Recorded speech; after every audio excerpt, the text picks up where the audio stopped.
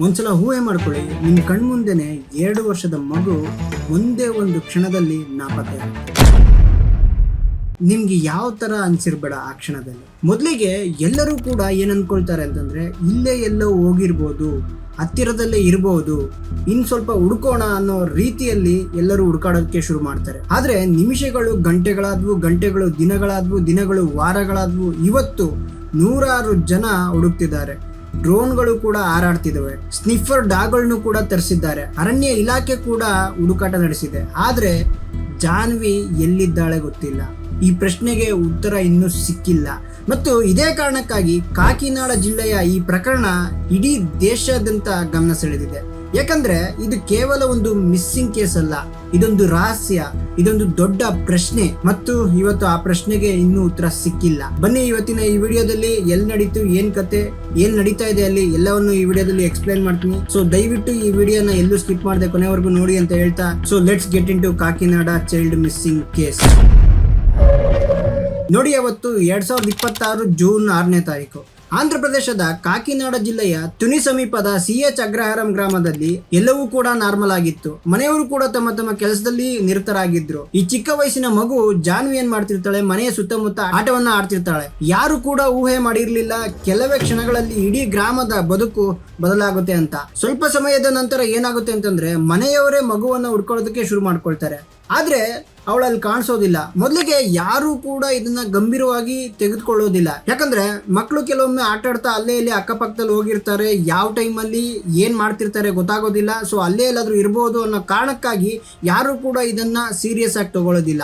ಆದ್ರೆ ಸಮಯ ಹೋಗ್ತಾ ಹೋಗ್ತಾ ಅಂದ್ರೆ ಗಂಟೆಗಳು ಕಳೀತಾ ಕಳೀತಾ ಕಳೀತಾ ಯಾವಾಗ ಮಗು ಸಿಗೋದಿಲ್ಲ, ಅದಾದ ನಂತರ ಎಲ್ಲರೂ ಕೂಡ ಹುಡ್ಕಾಡೋದಕ್ಕೆ ಶುರು ಮಾಡ್ತಾರೆ. ಆದ್ರೂ ಕೂಡ ಜಾನ್ವಿ ಸಿಗೋದಿಲ್ಲ. ಆ ಕ್ಷಣದಿಂದಲೇ ಒಂದು ಭಯಾನಕ ರಹಸ್ಯ ಆರಂಭವಾಗುತ್ತೆ. ಆರಂಭದಲ್ಲಿ ಏನಾಗುತ್ತೆ ಅಂತಂದ್ರೆ, ಮನೆ ಮುಂದೆ ಮಗು ಆಟ ಆಡ್ತಾ ಇರುತ್ತೆ. ಆ ಸಮಯದಲ್ಲಿ ಆ ಮಗುವಿನ ತಂದೆ ಆ ಮನೆ ಹತ್ರ ಬರ್ತಾನೆ. ಏನೋ ಕೊಡೋದಕ್ಕೋ ಅಥವಾ ಬೇರೆ ಏನೋ ಹೇಳೋದಕ್ಕೋ ಯಾವ್ದೋ ಒಂದು ಕಾರಣಕ್ಕೆ ಆತ ಮನೆ ಹತ್ರ ಬರ್ತಾನೆ. ಮಗು ಕೂಡ ಅಲ್ಲೇ ಆಟ ಆಡ್ತಾ ಇರುತ್ತೆ. ಇವನ್ ಆ ಮಗುವಿನ ತಾಯಿ ಕೂಡ ಅಲ್ಲೇ ಇರ್ತಾಳೆ. ಏನಾಗುತ್ತೆ ಅಂತಂದ್ರೆ, ಆತ ಅದೇನ್ ಕೊಡ್ಬೇಕು ಇರುತ್ತೋ ಅಥವಾ ಅದೇನ್ ಹೇಳ್ಬೇಕಿರುತ್ತೋ ಹೇಳಿ ಆತ ಏನ್ ಮಾಡ್ತಾನೆ, ಇಮಿಡಿಯೇಟ್ ಆಗಿ ಹೊರಟ್ಬಿಡ್ತಾನೆ ಅಲ್ಲಿಂದ. ಸೊ ಅದಾದ ನಂತರ ತಾಯಿ ಕೂಡ ಅಲ್ಲೇ ಇರ್ತಾಳೆ. ಆ ಕ್ಷಣದಲ್ಲಿ ಯಾವಾಗ ಆ ಮಗುವಿನ ತಂದೆ ಹೊಡ್ತಾನೆ, ಅಲ್ಲಿಂದ ಆ ತಾಯಿ ಕೂಡ ನಿಧಾನವಾಗಿ ಮನೆ ಒಳಗೆ ಹೋಗೋದಕ್ಕೆ ಶುರು ಮಾಡ್ಕೊಳ್ತಾಳೆ. ಆ ತಾಯಿ ಏನ್ ಅನ್ಕೋತಾಳೆ, ಆ ಮಗು ತನ್ನ ತಂದೆ ಹಿಂದೆ ಹೋಗ್ಬೋದು ಅಂತ ಆಕೆ ಏನ್ ಮಾಡ್ತಾಳೆ, ಒಳಗೆ ಹೋಗ್ಬಿಡ್ತಾಳೆ. ಈ ಕಡೆ ತಂದೆ ಏನಂತ ಅನ್ಕೊಳ್ತಾನೆ ಅಂತಂದ್ರೆ, ಮಗು ಆಟ ಆಡ್ತಾ ಇದೆ, ಆಕೆಯ ತಾಯಿ ಕೂಡ ಅಲ್ಲೇ ಇದ್ದಾಳೆ, ಸೊ ಅಲ್ಲೇ ಮಗು ಇರುತ್ತೆ, ನನ್ ಪಾಡಿಗೆ ನಾನು ಹೋಗ್ಬೋದು ಅಂತ ಹೇಳಿ ಆತ ಏನ್ ಮಾಡ್ತಾನೆ, ಹೊರಟ್ಬಿಡ್ತಾನೆ ಅಲ್ಲಿಂದ. ಇಲ್ಲೇ ನೋಡಿ ಒಂದು ದೊಡ್ಡ ಎಡವಟ್ ಕ್ರಿಯೇಟ್ ಆಗೋದು. ತಂದೆ ಅನ್ಕೊಳ್ತಾನೆ ಮಗು ಅಲ್ಲೇ ಇದೆ, ತಾಯಿ ಕೂಡ ಅಲ್ಲೇ ಇದ್ದಾಳೆ, ತಾಯಿ ನೋಡ್ಕೊಳ್ತಾಳೆ ಮಗುನ ಅಂತೇಳಿ ತಂದೆ ಹೊರಟ್ಬಿಡ್ತಾನೆ. ತಾಯಿ ಅನ್ಕೋತಾಳೆ ಮಗು ತನ್ನ ತಂದೆಯಿಂದ ಹೋಗುತ್ತೆ ಅಂತೇಳಿ ಆಕೆ ಹೊರಟ್ಬಿಡ್ತಾಳೆ. ಇದ್ರ ಮಧ್ಯೆ ತಂದೆ ಯಾವಾಗ ಹೋಗ್ತಾನೆ, ಹೋಗಿ ಸುಮಾರು ಹೊತ್ತು ಆದ್ಮೇಲೆ ಮಗು ಆಕೆ ತಂದೆ ಹಿಂದೆ ಬರೋದಕ್ಕೆ ಶುರುವಾಗುತ್ತೆ. ಆದ್ರೆ ಇಲ್ಲಿ ಪ್ರಾಬ್ಲಮ್ ಏನು ಅಂತಂದ್ರೆ, ತನ್ನ ತಂದೆ ಹೋಗಿ ಎಷ್ಟೊತ್ತಾದ್ಮೇಲೆ ಆ ಮಗು ಆ ತಂದೆ ಹಿಂದೆ ಹೋಗೋದಕ್ಕೆ ಶುರು ಮಾಡ್ಕೊಳುತ್ತೆ. ಆ ಮಗು ಹೋದ್ಮೇಲೆ ಆ ಮಗು ಹಿಂದೆ ಒಂದು ನಾಯಿ ಕೂಡ ಹೋಗೋದಕ್ಕೆ ಶುರು ಮಾಡ್ಕೊಳುತ್ತೆ. ಆ ನಾಯಿ ಯಾವುದು ಅಂತಂದ್ರೆ, ಆ ನಾಯಿಯನ್ನ ಅವರೇ ಸಾಕಿರ್ತಾರೆ. ಸೊ ಆ ಮಗು ಹೋಗಿದ ತಕ್ಷಣ ಆ ಮಗು ಹಿಂದೆನೆ ಈ ನಾಯಿ ಕೂಡ ಹೋಗುತ್ತೆ. ಸೊ ಇದಾದ್ಮೇಲೆ ಎಷ್ಟೊತ್ತಾದ್ರೂ ಮಗು ಬರೋದಿಲ್ಲ, ತನ್ನ ಪಾಡಿಗೆ ತಂದೆ ಕೂಡ ಹೋಗಿರ್ತಾನೆ, ಈ ಕಡೆ ತಾಯಿ ಕೂಡ ಒಳಗೆ ಹೋಗಿರ್ತಾಳೆ. ಸೊ ಎಷ್ಟೊತ್ತಾದ್ರೂ ಮಗು ಕಾಣೋದಿಲ್ಲ, ಅಲ್ಲಿರೋದಿಲ್ಲ. ಅದಾದ್ಮೇಲೆ ಎಲ್ಲರೂ ಕೂಡ ಹುಡ್ಕಾಡೋದಕ್ಕೆ ಶುರು ಮಾಡ್ಕೊಳ್ತಾರೆ. ಸೊ ಇದೇ ಒಂದು ದೊಡ್ಡ ಮೇಜರ್ ಟರ್ನಿಂಗ್ ಪಾಯಿಂಟ್ ಈ ಕೇಸ್ಗೆ. ಬಿಕಾಸ್ ಅಲ್ಲಿಂದನೇ ನೋಡಿ ಈ ಪ್ರಾಬ್ಲಮ್ ಶುರು ಆಗೋದು. ಯಾಕಂದ್ರೆ ಇಬ್ರಲ್ಲಿ ಯಾರಾದ್ರೂ ಒಬ್ರು ಸ್ವಲ್ಪ ಕೇರ್ ಮಾಡಿದ್ರು, ಆ ಮಗು ಏನ್ ಮಾಡ್ತಾ ಇದೆ, ಎಲ್ಲಿಗೆ ಹೋಗ್ತಾ ಇದೆ ಅಂತ ನೋಡಿದ್ರು ಕೂಡ ಆ ಮಗು ಇವತ್ತು ಅವ್ರ ಹತ್ರನೇ ಇರ್ತಿತ್ತೇನೋ. ಆದ್ರೆ ಅವ್ರಿಬ್ರಲ್ಲಿ ಒಬ್ರು ಕೂಡ ಗಮನ ಹರಿಸೋದಿಲ್ಲ. ಸೊ ಈ ತರದೊಂದು ಎಡವಟ್ ಆಗೋಗಿದೆ. ಸೊ ಇದಾದ್ಮೇಲೆ ಏನಾಗುತ್ತೆ ಅಂತಂದ್ರೆ, ಎಲ್ಲರೂ ಕೂಡ ಹುಡುಕಾಡೋದಕ್ಕೆ ಶುರು ಮಾಡ್ಕೊಳ್ತಾರೆ. ಈವನ್ ಗ್ರಾಮಸ್ಥರು ಕೂಡ ಹುಡುಕಾಡೋದಕ್ಕೆ ಶುರು ಮಾಡ್ತಾರೆ. ನಂತರ ಏನಾಗುತ್ತೆ, ಪೊಲೀಸರು ಕೂಡ ಬರ್ತಾರೆ, ನಂತರ ಇನ್ನಷ್ಟು ತಂಡಗಳು ಬರುತ್ತೆ. ಆದ್ರೆ ಇಲ್ಲಿ ಒಂದು ವಿಚಿತ್ರವಾದ ಸಂಗತಿ ಏನಪ್ಪಾ ಅಂತಂದ್ರೆ, ಮಗು ನಾಪತ್ತೆಯಾದ ಪ್ರದೇಶ ಇರುತ್ತಲ್ಲ, ಅದು ಬಹಳ ದೊಡ್ಡ ಅರಣ್ಯ ಆಗಿರುತ್ತೆ. ಪೊಲೀಸರು ಕೂಡ ಡ್ರೋನ್ ಗಳನ್ನ ತರಿಸ್ತಾರೆ, ಥರ್ಮಲ್ ಕ್ಯಾಮ್ರಾಗಳನ್ನು ಕೂಡ ಬಳಸ್ತಾರೆ, 100 ಜನ ಪ್ರದೇಶವನ್ನ ಜಾಲಾಡ್ತಾರೆ. ಆದ್ರೆ ಇಲ್ಲಿ ಯಾವುದೇ ಕೂಡ ಸ್ಪಷ್ಟ ಸುಳಿವು ಕೂಡ ಸಿಗೋದಿಲ್ಲ. ಸೊ ಹೀಗೆ ಹುಡುಕ್ತಾ ಹುಡುಕ್ತಾ ದಿನಗಳು ಕಳೀತಾ ಹೋಗುತ್ತೆ. ಈ ಪ್ರಕರಣದ ಸ್ವರೂಪ ಬದಲಾಗೋದಕ್ಕೆ ಶುರುವಾಗುತ್ತೆ. ಮೊದಲಿಗೆ ಇದು ಮಿಸ್ಸಿಂಗ್ ಕೇಸ್ ಆಗಿತ್ತು. ನಂತರ ತನಿಖಾಧಿಕಾರಿಗಳು ಕೂಡ ಕಿಡ್ನಾಪ್ ಆಗಿರ್ಬೋದು ಅಂತ ಹೇಳಿ ಆ ಆಂಗಲ್ ನಲ್ಲೂ ಕೂಡ ಹುಡುಕಾಡೋದಕ್ಕೆ ಶುರು ಮಾಡ್ಕೊಳ್ತಾರೆ. ಯಾಕಂದ್ರೆ ಇಷ್ಟೊಂದು ದೊಡ್ಡ ಹುಡುಕಾಟದ ನಂತರವೂ ಕೂಡ ಒಂದು ಸುಳಿವು ಕೂಡ ಸಿಗೋದಿಲ್ಲ ಅಂತಂದ್ರೆ ಹಲವಾರು ಅನುಮಾನಗಳು ಬರೋದಕ್ಕೆ ಶುರುವಾಗುತ್ತೆ. ಇನ್ ಕೇಸ್ ಮಗುನೇ ಎಲ್ಲಾದ್ರೂ ಹೋಗಿದ್ರೆ ಯಾವ್ದಾದ್ರು ಸುಳಿವು ಏನಾದ್ರೂ ಸಿಗ್ಬೇಕಿತ್ತು. ಆದ್ರೆ ಯಾವ್ದು ಕೂಡ ಹಾಗಾಗಿರೋದಿಲ್ಲ. ಇದರಿಂದ ಈ ಪ್ರಕರಣ ಮತ್ತಷ್ಟು ಗಂಭೀರವಾಗುತ್ತೆ. ಇದರಲ್ಲಿ ಒಂದು ಆಶ್ಚರ್ಯ ಪಡ್ಬೇಕಾಗಿರುವ ವಿಷಯ ಏನಪ್ಪಾ ಅಂತಂದ್ರೆ, ಆ ಮಗು ಯಾವಾಗ ಹೋಗುತ್ತೋ ಅದ್ರ ಹಿಂದೆ ಒಂದು ನಾಯಿ ಹೋಗಿರುತ್ತಲ್ಲ, ಆ ನಾಯಿ ಆ ಮಗುವಿಂದ ಹೋಗಿ 4 ದಿನ ಆದ್ಮೇಲೆ ವಾಪಸ್ ಬರುತ್ತೆ. ಆದ್ರೆ ಮಗು ವಾಪಸ್ ಬರೋದಿಲ್ಲ. ಸೊ ಇಲ್ಲೇ ನೋಡಿ ಮತ್ತೊಂದು ಪ್ರಶ್ನೆ ಕ್ರಿಯೇಟ್ ಆಗುತ್ತೆ. ಏನಪ್ಪಾ ಅಂತಂದ್ರೆ ಯಾವ್ದಾದ್ರು ಕಾಡು ಪ್ರಾಣಿ ಏನಾದ್ರು ದಾಳಿ ಮಾಡಿರ್ಬೋದಾ ಅಂತ.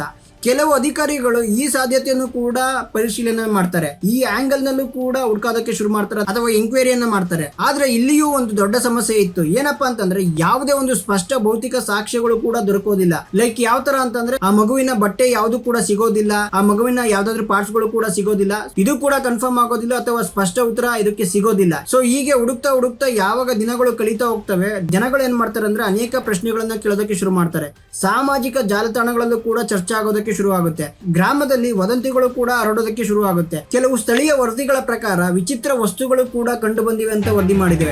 ಆದ್ರೆ ಈ ಎಲ್ಲಾ ಮಾಹಿತಿಯನ್ನು ತನಿಖಾಧಿಕಾರಿಗಳು ಅಧಿಕೃತವಾಗಿ ಸ್ಪಷ್ಟಪಡಿಸಿಲ್ಲ. ಹೀಗಾಗಿ ವದಂತಿಗಳನ್ನ ಮತ್ತು ಸ್ಪಷ್ಟ ಮಾಹಿತಿಯನ್ನ ಪ್ರತ್ಯೇಕವಾಗಿ ನೋಡೋದು ಬಹಳ ಮುಖ್ಯವಾಗುತ್ತೆ ಈ ಕೇಸ್ನಲ್ಲಿ. ಬೇರೆ ದಾರಿ ಸಿಗದೆ ಜಾನ್ವಿಯ ಕುಟುಂಬದ ಸಾಕು ನಾಯಿ ಇರುತ್ತಲ್ಲ, ಆ ನಾಯಿಯನ್ನ ಏನ್ ಮಾಡ್ತಾರೆ, ನಾಯಿಯಿಂದ ಹುಡುಕೋದಕ್ಕೆ ಶುರು ಮಾಡ್ತಾರೆ. ಕೆಲವು ವರದಿಗಳ ಪ್ರಕಾರ ಆ ನಾಯಿನೂ ಕೂಡ ಸಹಾಯ ಮಾಡುತ್ತೆ. ಆದ್ರೆ ಒಂದ್ 2-3 ದಿನ ಆದ ನಂತರ ಆ ನಾಯಿ ಕೂಡ ಸತ್ತೋಗ್ಬಿಡುತ್ತೆ. ಇದರಿಂದ ಈ ಕೇಸ್ ಬಗ್ಗೆ ಜನರಿಗೆ ಇನ್ನಷ್ಟು ಕುತೂಹಲ ಕ್ರಿಯೇಟ್ ಆಗುತ್ತೆ. ಸೊ ಪ್ರೆಸೆಂಟ್ ಡೇ ಜೂನ್ 17ನೇ ತಾರೀಕು ವರದಿ ಪ್ರಕಾರ ಜಾನ್ವಿ ನಾಪತ್ತೆಯಾಗಿ ಸುಮಾರು 12 ದಿನ ಕಳೆದಿದೆ. ಪೊಲೀಸರು ಏನ್ ಮಾಡ್ತಿದ್ದಾರೆ ಅಂತಂದ್ರೆ ಇನ್ನೂ ವಿವಿಧ ಆಂಗಲ್ ಗಳಲ್ಲಿ ತನಿಖೆ ಮಾಡೋದಕ್ಕೆ ಶುರು ಮಾಡಿದ್ದಾರೆ.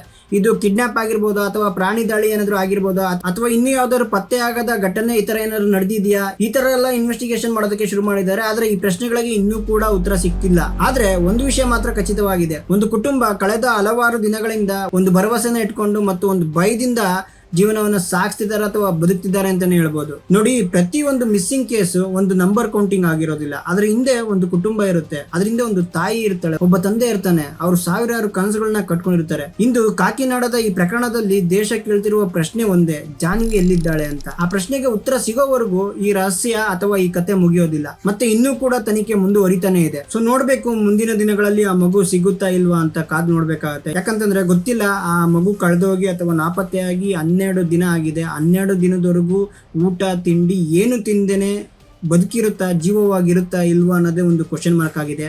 ಯಾಕಂತಂದ್ರೆ ಒಬ್ಬ ಮನುಷ್ಯ 1 ದಿನ ಅಥವಾ 2 ದಿನ ಊಟ ಇಲ್ಲ ಅಂತಂದ್ರೆ ಬದುಕೋಕ್ಕಾಗೋದಿಲ್ಲ, ತುಂಬಾ ಕಷ್ಟ ಆಗುತ್ತೆ. ಅಂಥದ್ರಲ್ಲಿ 12 ದಿನ ಆಗಿದೆ ನಾಪತ್ತೆಯಾಗಿ, ಇನ್ನೂ ಕೂಡ ಸಿಕ್ಕಿಲ್ಲ ಅಂತಂದ್ರೆ ಆ ಮಗು ಜೀವಂತವಾಗಿ ಇದೆಯೋ ಇಲ್ವೋ ಅನ್ನೋದೇ ಒಂದು ದೊಡ್ಡ ಯಕ್ಷ ಪ್ರಶ್ನೆ ಆಗಿದೆ. ಸೊ ನಾನು ದೇವರಲ್ಲಿ ಪ್ರಾರ್ಥನೆ ಮಾಡ್ಕೊಳ್ಳೋದೊಂದೇ, ಆದಷ್ಟು ಬೇಗ ಆ ಮಗು ಆ ತಂದೆ ತಾಯಿಗೆ ಸಿಗ್ಲಿ. ಸೊ ಇಲ್ಲಿ ನೋಡಿ, ಒಂದು ಚಿಕ್ಕ ನೆಗ್ಲೆಕ್ಟ್ ಇಂದ ಇವತ್ತು ಆ ಮಗು ನಾಪತ್ತೆ ಆಗಿದೆ, ಸಿಗ್ತಾ ಇಲ್ಲ.